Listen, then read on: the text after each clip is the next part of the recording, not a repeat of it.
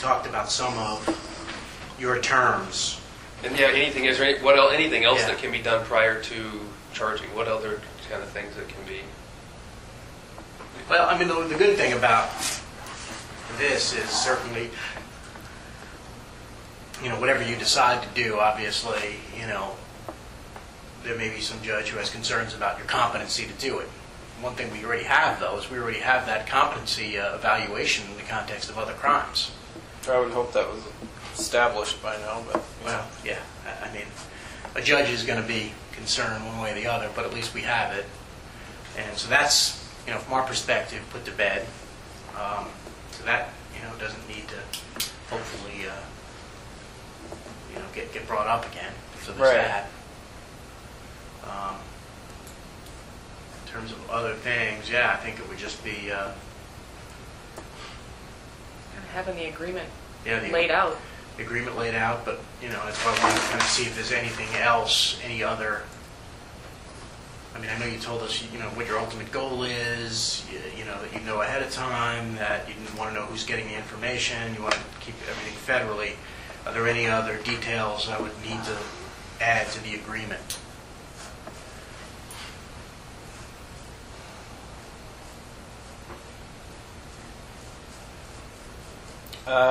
No, I don't think so. This is at least a starting point. Yeah. Yeah. And then I think we can incorporate some of the details that we've laid out here in a way that, that would work, and a little more concrete details in terms of timing, in terms of, going to other jurisdictions. But I think, it's all workable. We do this every day. We draft plea agreements and we draft, cooperation agreements. This isn't unusual. Obviously the type of information we're dealing with is a little bit unusual. So, Right. But I think that it's a starting point, and like you said, look, we're not in, obviously, an ideal situation, not in the situation you absolutely wanted to be in, but, we're trying to make something from it. The best case scenario now that, look, we, sort of didn't know what we were dealing with in Vermont, and, we can only do the best we can at this point. Right. And that's what I've been sort of working with them on, and and I think, we've been pretty successful in just trying to keep them at bay and work with them, and I think we've got a pretty good relationship with them. But that being said, they need to worry about their community and their victims there. I can't really say anything like, don't tell the victims, don't tell family members, don't worry about telling the community that they're safe. That is going to get me laughed at. Well, like I say, somehow they already got my name at some point, so, it sounds like my name is gonna be attached to it regardless pretty soon anyway. And how I think that happened. I think I mentioned this to you once, is that at the very outset, when they first started getting the information, when we brought people in, there was someone who didn't know quite frankly, what we were dealing with here, and they probably, talked out of school. Right. But here's the amazing thing about it. Once they knew what they were dealing with, really the press, I think, you said the press was calling your family members or something. The press really could have run with that story. But the reason they can't run with the story of the press is they need confirmation from another source. Right. So they had this probably one source. And then after that, they just asked everybody else. And that's what's probably backpedaled in a big way once they realized what was happening. Yeah. And then they asked probably someone else, and no one confirmed the information, so the press was unable to run it. That was my impression too, which was pretty surprising actually. Yeah.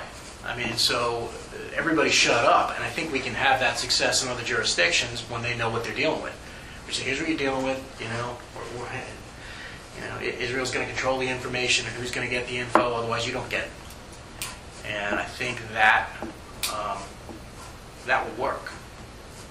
Now, here's my just concern about the press. It's not going to be a surprise. They're just looking for any bit of confirmation that they can get, right? So they've asked all these people. But I don't know the rules of journalism. I'm not really a journalist. I know about the confirmation stuff, but I don't know if they come out with a generic press release or, saying, hey, we got the person in custody, is that enough for them to run with the story then? I don't know.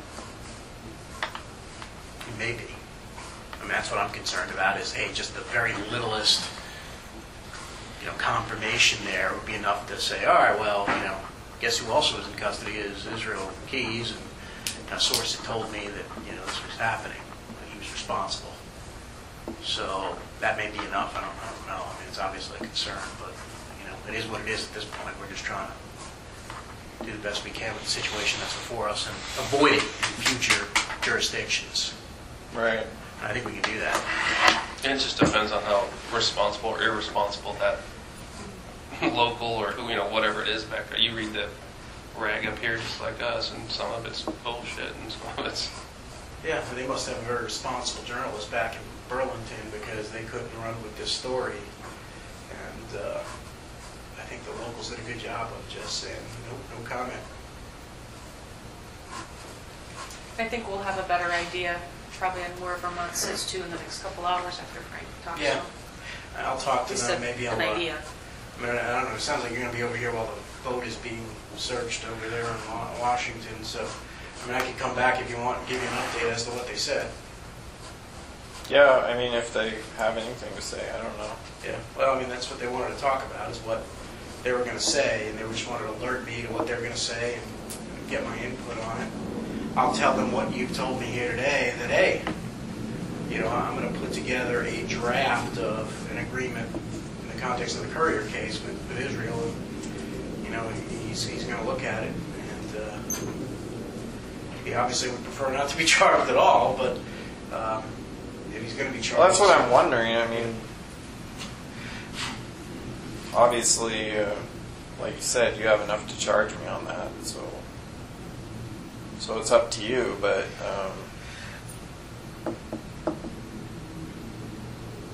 I mean, hypothetically speaking, you're saying that it's better to start out on page 1 and charge me with this completely different, unrelated crime rather than... Because originally when we talked about this, it was... Feldis, I think, was his position was that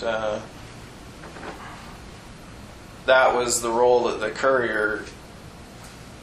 The information I gave about the Couriers, that was the role it was going to play, sort of as an additional... Yeah. I mean, I think... corroborating evidence, whatever you want to call it, to what I was already charged with at the time. Yeah.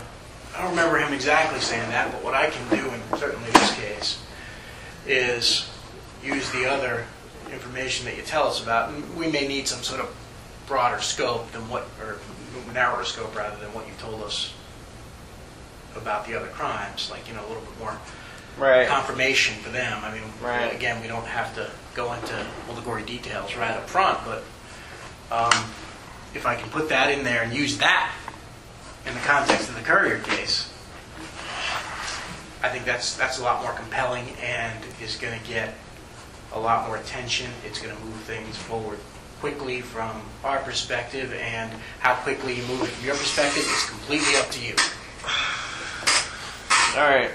Well, like you say, I don't really have a say-so in it, but yeah, if it's going to happen, I would like to be involved. I think we'll get a lot farther with working together on it than we will with me sitting around and you guys doing your thing. So.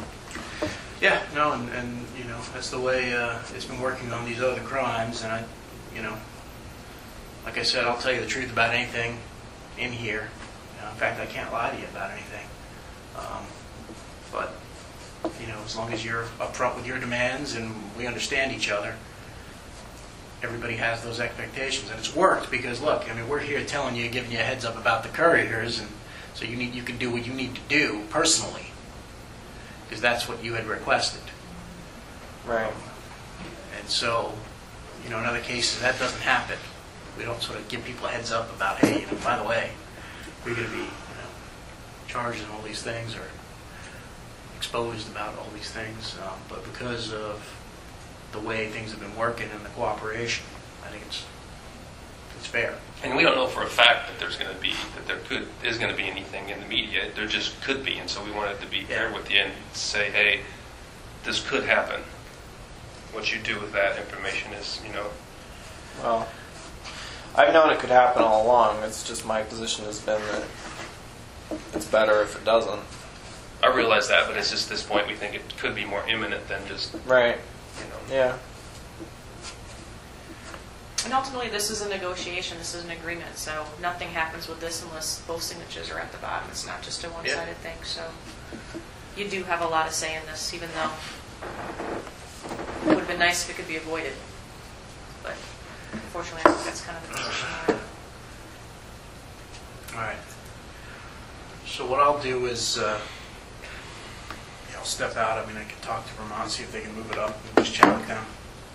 and we'll probably step out, check in Yeah, with we actually, Washington. since we've been sitting in here, I got some pictures and some stuff from Washington, so let me go back and print these out. And so so you can kind of see what they've done. All right. And then I'll be back in. And then while you're sitting here, if you think of something, because we're going to have access to Frank later. If you think of some question about any of this that you want to ask him, let us know. We'll write it down so you don't lose thought of it. And then, like I said, we can keep a list or anything like that. All right. You need anything? I'm going to use the restroom. Okay. Give us just a second. Make sure we got